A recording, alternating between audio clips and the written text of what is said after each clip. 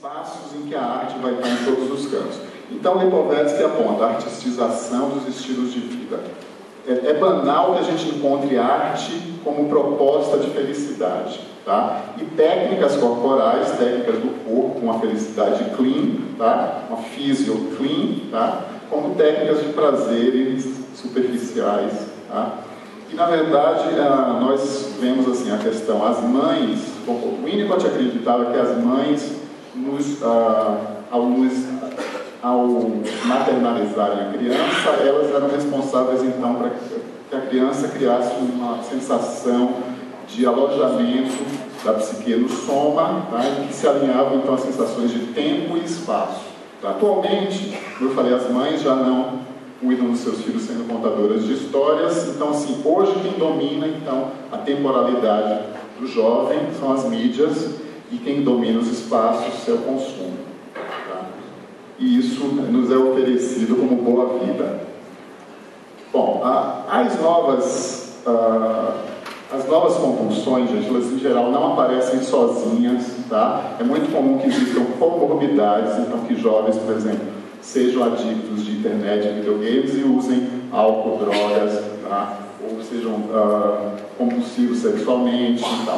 Ou compradores compulsivos. E assim, existe uma necessidade, então, de um novo paradigma para as compulsões, tá? Então, o estudo das compulsões em Freud e Reich, tá? Então, Freud estudou as compulsões lá, o principal caso dele de distúrbio obsessivo compulsivo foi o Homem dos Ratos, e Freud classificou, então, ele como um tipo anal, tá? Um tipo pré-edípico. E Reich acreditava que o obsessivo compulsivo era um tipo edípico, né? Se existia essa diferença teórica. Mas se pauta, então, essa compreensão das compulsões falando de édipo e castração. E a minha vivência clínica com esses jovens a teoria do corpo das pulsões, em Freud, Reich e Lowen, mostra-se, ao meu ver, insuficiente para considerarmos a complexidade dos processos corporais dos jovens pós-modernos e a manifestação dos seus múltiplos selves. Então, assim, na tela, quando a criança abre os vários windows, tá? Ela pode jogar, ela pode comprar, ela pode namorar, ela pode buscar sexo, ela pode postar imagens, tá? Então, se expressam na tela múltiplos selves, tá? Então, esse eu individualizado, tá? O ego, tá? Já não explica, então, essa formação criativa de múltiplos selves. Então, qual que é a crítica, então, ao modelo corporal, tá? da visão pulsional? Tá? A visão não prioriza, a visão pulsional de Freud e Reich, não prioriza que o eu se constitui através de relações e nas relações. Tá? Então, se parte a partir de uma visão de um eu autoconstituído, certo? Que é bem diferente do que o Winnicott e o Middlegroup acreditavam. Então, como se existisse, gente, uma possibilidade de trabalhar nossos complexos, principalmente o complexo de castração, como uma garantia de algo, a garantia de uma vida criativa. Então, Deleuze e Guattari eram críticos, tá, da edipianização, tá, da psicologia, tá, e eles falavam, eu acho essa frase de Guattari bem interessante, que ele coloca: nenhuma situação na clínica é garantida. Então, ele criticava, então, essas garantias do tipo: como você venceu o seu complexo de castração? Então, esse tipo de garantia é uma operação desonesta e perigosa. Então, nós não temos garantia, não temos promessa de potência orgástica que nos livre da constituição humana. E eu acho que eu vou complementar o que foi falado nas mesas de manhã. Eu acredito que nessas patologias do excesso, a questão não é uma questão só de tensões, tá? Então aqui não é somente o paradigma funcional que está envolvido com questões de carga e descarga, mas faltou um objeto. Foi falado essa questão do excesso do objeto, mas aqui faltou a presença humana e o objeto suficientemente bom. Tá? E esse objeto não é o significante fálico linguístico, tá? E sim o objeto da criatividade humana e da presença humana. Eu vou pular esse aqui, tá? Não vai não demorar muito. Opa!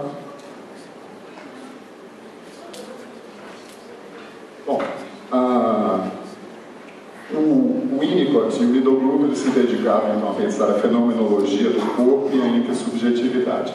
A sutileza do que o Winnicott fala, gente, eu acho que não se limita apenas à analogia e ao famoso uso do objeto ursinho de pelúcia. Quando o Winnicott está falando do objeto transicional, ele está falando de sutilezas. Eu gosto muito mais de me referir assim, à criança com a ponta do cobertor. Então a gente está falando de paradoxos e sutilezas, de criação de sentido, né, através do corpo da criança, que são delicadezas de relação. Quando essas delicadezas de relação faltam, a pessoa cai em angústias impensáveis, né? E aí são os 3 conceitos super importantes para a gente entender a cybercultura, o uso das compulsões aí. Em Winnicott é pensar em uso de objeto, self-corporal e o brincar criativo, tá? E a outra coisa, de manhã se falou então da questão de que a criança, aliás, o compulsivo tem uma modalidade de tensão na busca de prazer, tá? Mas não ficou muito claro assim, que há divergências teóricas, tá, entre linhas diferentes, e Ferber foi bastante polêmico ao falar que a libido não busca prazer, a libido busca objeto.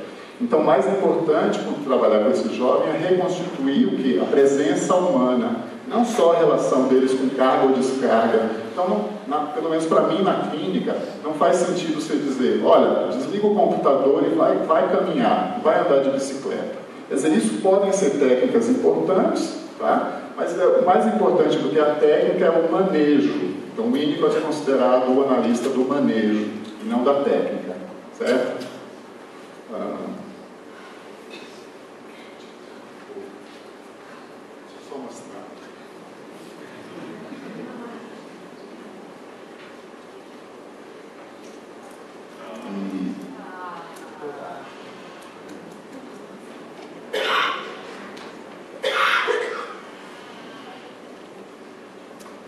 Eu vou falar rapidinho, gente, prometo terminar rápido. Eu vou falar de alguns casos. Então, uma criança que eu atendi, que tem 16 anos, que tinha uma vivência de se misturar com um dos avatares dele, que era um bonequinho, que era um cachorrinho daquele filme, esqueci o nome, um cachorrinho de uma boneca virtual, e ele fumando maconha, ele se misturava com esse bonequinho e tal. Ele não tem essa vivência quase pré-alucinatória. Outra questão é um menino de 11 anos que ficou 18 horas sem ir ao banheiro, tá? Então vejam a pouca percepção do próprio corpo, tá? Ele ficou envolvido jogando 18 horas sem ir ao banheiro. E um outro menino que foi um cliente meu antigo, que ficou recentemente na madrugada vendo sites de pornografia e assistindo filmes de ação. E às 6 da manhã ele tentou um contato abusivo com a irmã caçula. Então, uma saia justa, né, desse espaço virtual. Então, como o jovem se inunda de experiências, sensações sem ter corpo. Então, essa é uma questão bem complicada. E aqui essa é uma criança com 12 anos, um menino adotivo. Veja, eu pedi para ele desenhar um momento feliz. É ele jogando videogame de futebol com a pessoa, né? Bom, para mim, assim, como analista de criança, eu acho que pode ter uma coisa aqui. Será que é um cordão umbilical? Ele com 2 cordões umbilicais, a questão da adoção dele.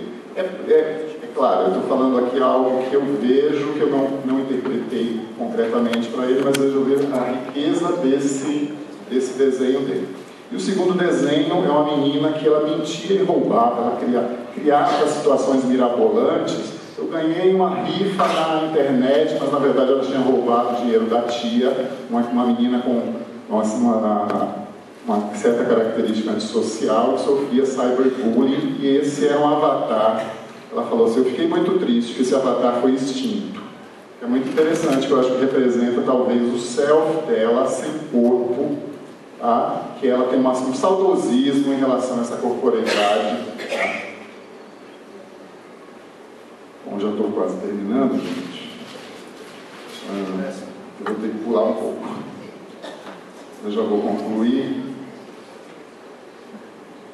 Bom, então eu tinha falado a questão assim de que o eu individual, gente, é uma marca do homem moderno. E o homem pós-moderno, ele cria a todo momento várias vivências de eu, tá? Então essa questão dos múltiplos selves. Então por isso que assim, algumas teorias do eu individual, como que criam tipologias, elas devem ser desconstruídas criativamente, tá? Porque para que a gente não exclua as singularidades dos nossos clientes. Então a gente precisa de novas leituras das teorias clássicas. Isso não significa jogar as teorias clássicas fora.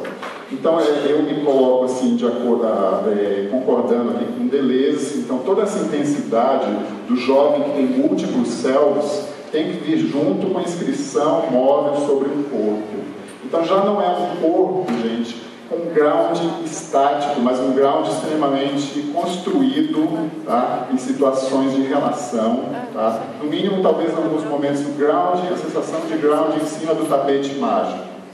Certo? Então, um ground na criatividade e não um ground autoconstituído. Então, não um eu autoconstituído. Certo? Bom, e aí já vou concluir. Eu sou a favor de formas mais criativas, éticas e inclusivas do virtual. Eu não sou contra videogames, tá? E não jogo. Não curto videogames, mas não sou contra. Não desconsidero a capacidade criativa, mas eu acho que, que nós devemos, coletivamente, na clínica, também buscar proporcionar umas formas mais humanizantes de relação. E a meu ver, a internet e os videogames, eles podem participar até favoravelmente do amadurecimento juvenil, mas eles devem estar integrados aos ambientes suficientemente bons. A gente está dando uma ênfase exagerada aos ambientes apenas tecnológicos, a gente está esquecendo os ambientes suficientemente bons, que são ambientes humanos.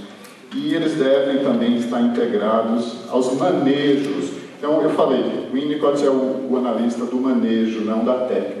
Certo? Então eu acho que essa questão do manejo da corporeidade, tá, nos dá um alento, eu não sei se uma esperança ou uma utopia, mas eu acho que é um alento no qual eu acredito. Tá? Obrigado.